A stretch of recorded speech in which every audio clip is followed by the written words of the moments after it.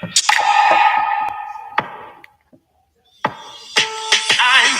feeling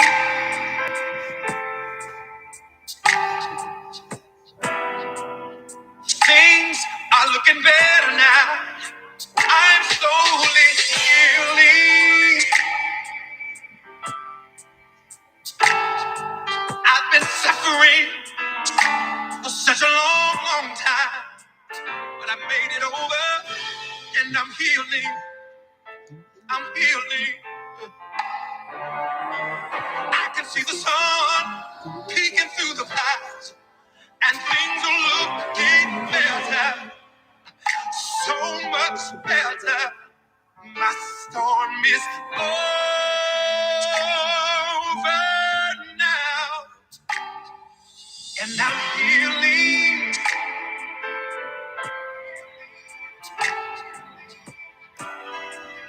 I believe it's all behind me now. I laid it at the altar, and I'm healing. I've been beat up, knocked down, and I almost lost my mind, but I got back up, and I'm healing. I'm healing. I'm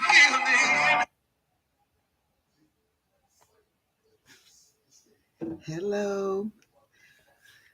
Welcome to Exhale, Breathe. And we're going to continue the discussion today on the beginning. The beginning, the beginning, the beginning. So let's get started.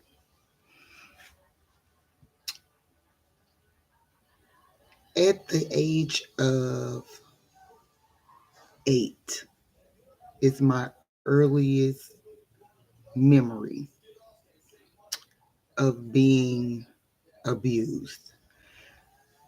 It happened at the hands of the very person that, in my mind, was supposed to protect me, the first person. And as time went on, I've had to really accept that sometimes what we expect and what we think should be is not necessarily the truth. Okay?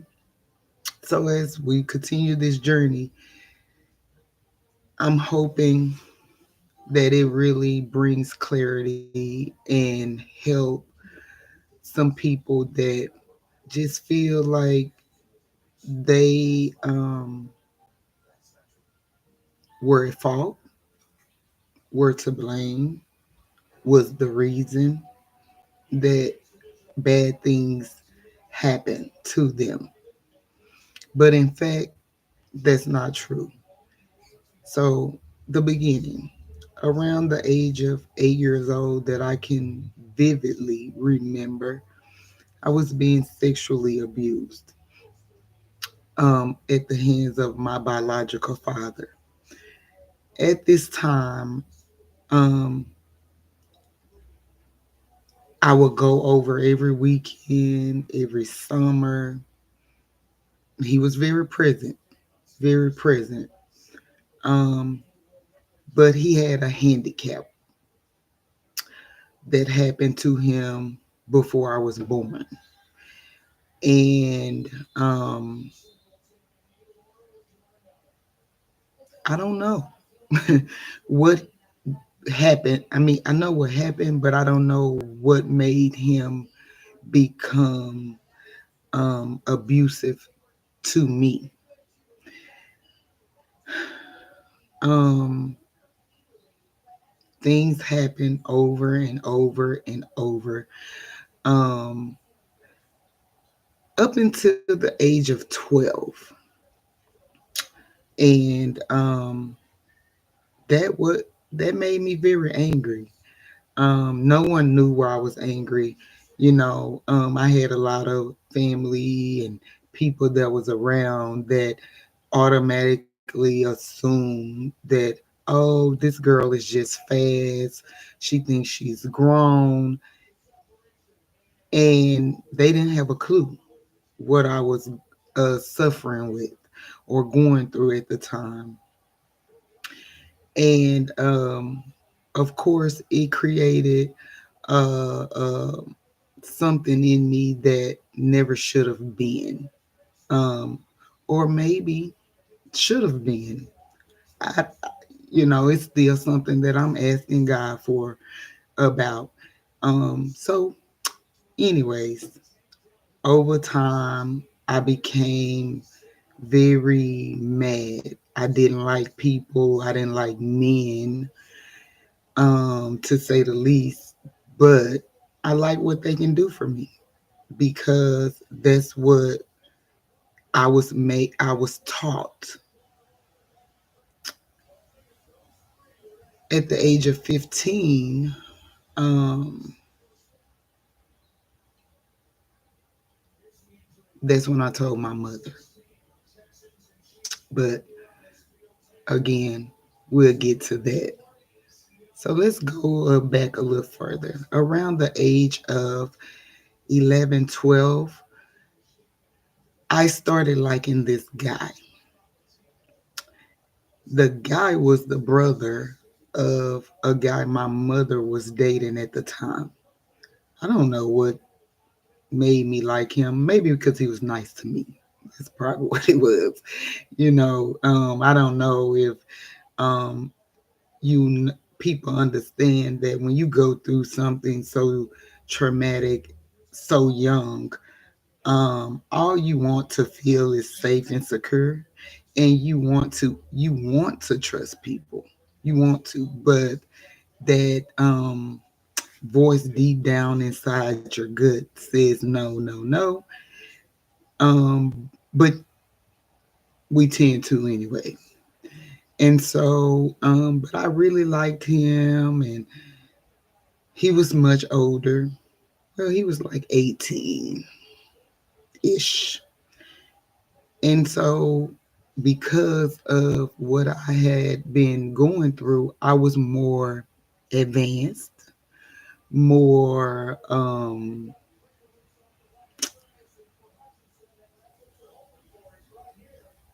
knew more than the average 11, 12-year old. Um, and so I started flirting with him, and things went far, way far. Um, and then my mother found out about that. And of course, she was not okay with it. She was upset. She called the police. And I felt really, really horrible because I was the initiator of it, um, which wasn't, they didn't care about that because of my age, right? Um, Something I had to deal with. That was something I had to deal with. And yes, I know most people, well, he should have known better because he was older. Yeah. But as we all know, men develop slower than women mentally, emotionally, most of the time. So, yeah, he probably should have known better. But hey, that was the first real experience where my mother I felt like she should have picked up on something, but she didn't. And life continued to go on, right? But um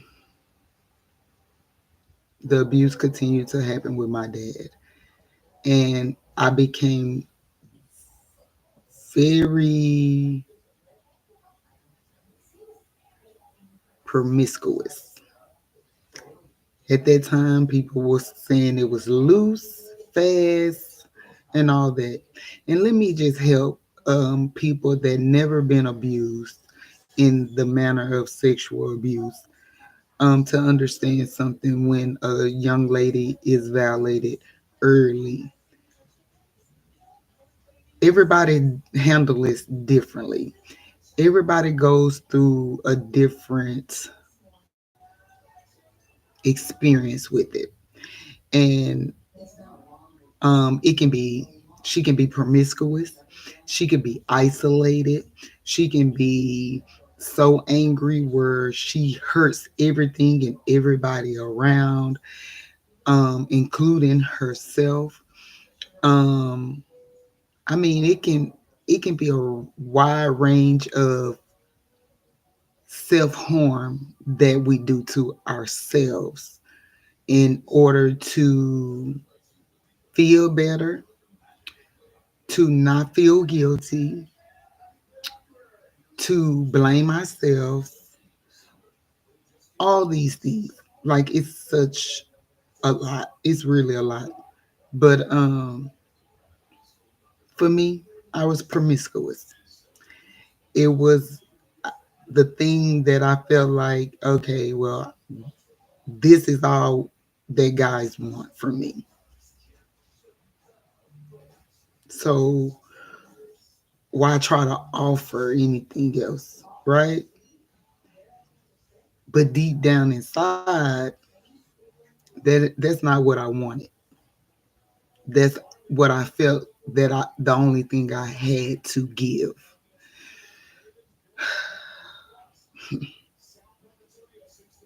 It was such a lie. For any lady, any young woman, any girl that's been violated, you are wanted. You are, it's a lie. It's a lie. You are desired. You are worthy to be respected, treated as such. You are, your value is not based upon the violation that has happened to you.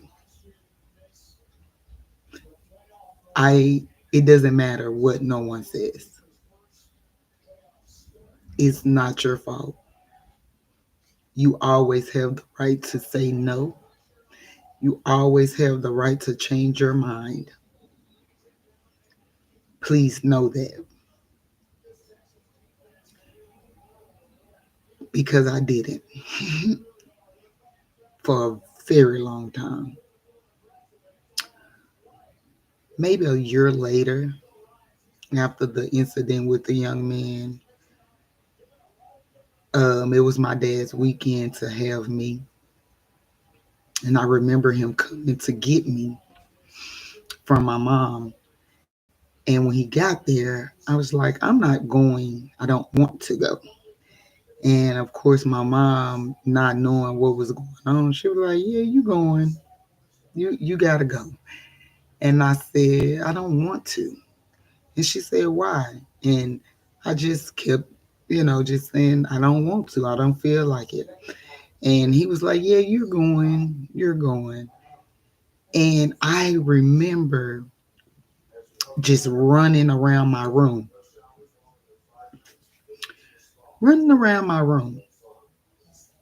and he's chasing me. My dad, this, more back at my dad, chasing me around the room, and I'm running. And he, like I said, he had an incident when I was younger, before I was born, and he walks with a limp, and he was chasing me, chasing me, chasing me, and finally I stopped, and I was just like, I'm not going. And he grabbed me, and he was like, "Yeah, you're going." And I started hitting him, and we started wrestling, and we broke my bed. And my mom run in there, and she's like, "What is going on?" And I'm like, "I don't want to go." But I was made to go anyway. I was angry. I was very angry. I was wondering how she couldn't have picked up on it. And why was it so hard for me to just tell her? But I actually believe at that moment in time, I didn't think she would believe me. I didn't think that she would believe me. I really didn't. Um, and at that point, I wrestled and I wrestled and I was trying to find a way and figure out how can I tell her this, and she believed me.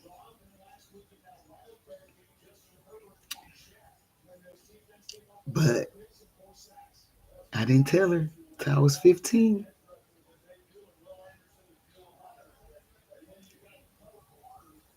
and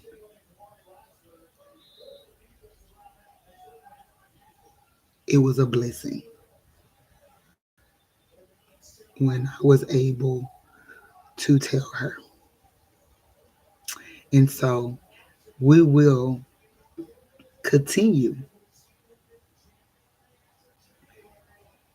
on this journey of healing, and I would let you know what happened at the age of 15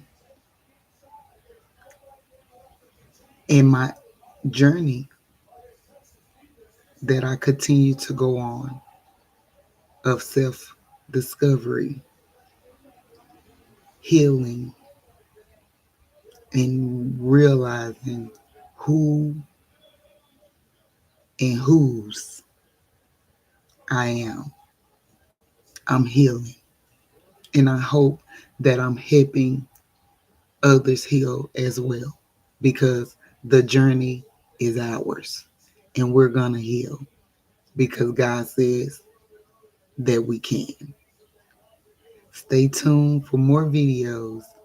Please like, share, and subscribe. And I'll see you shortly. We're healing together.